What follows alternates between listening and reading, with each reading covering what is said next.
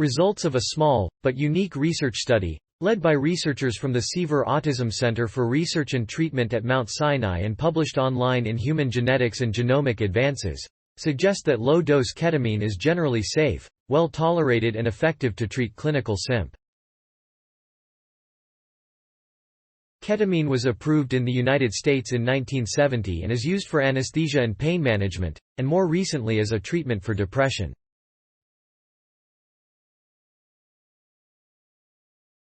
Studies in animal models suggest that low-dose ketamine may be neuroprotective and increase expression of the ADNP gene.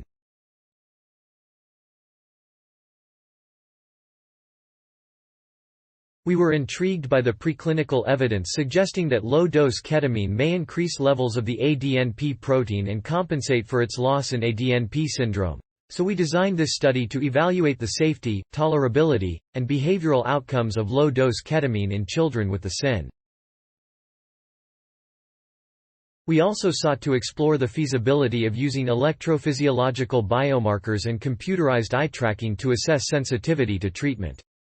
In order to evaluate the effect of ketamine, the Mount Sinai research team used a single dose, 0.5 mg per kilogram, open-label design, with ketamine infused. 10 children with ADNP syndrome, ages 6 to 12 years, were enrolled. They found ketamine was generally well tolerated, and there were no serious adverse events.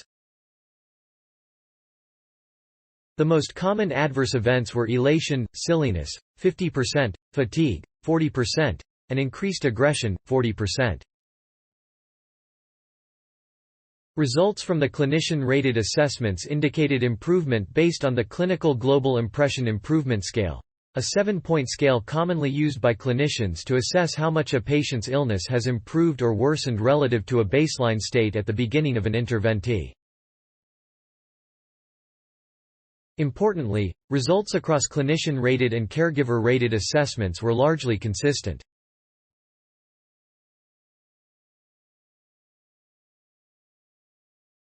The results also highlight the potential of assessing early changes in social attention with computerized eye tracking and the electrophysiological measurement of a listening task known as auditory steady-state response. We are encouraged by these findings, which provide preliminary support for ketamine to help reduce negative effects of this devastating syndrome, Dr. Kalevzin says. Future studies using a placebo-controlled design and studying the effects of repeated dosing over a longer duration of time and in a larger cohort of participants are needed before ketamine is used clinically, but our study is a promising first step in that process. Ongoing studies are using RNA.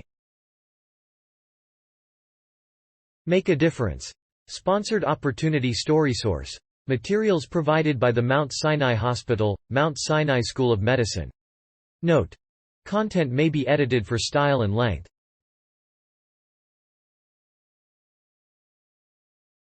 An open-label study evaluating the safety, behavioral, and electrophysiological outcomes of low-dose ketamine in children with ADNP syndrome.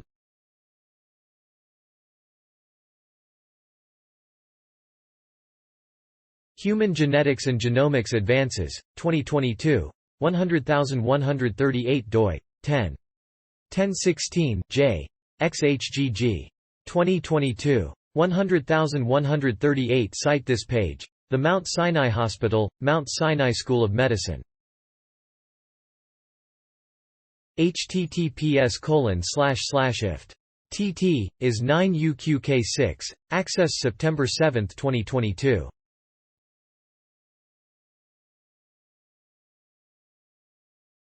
Thanks for watching. Please subscribe my channel for more videos.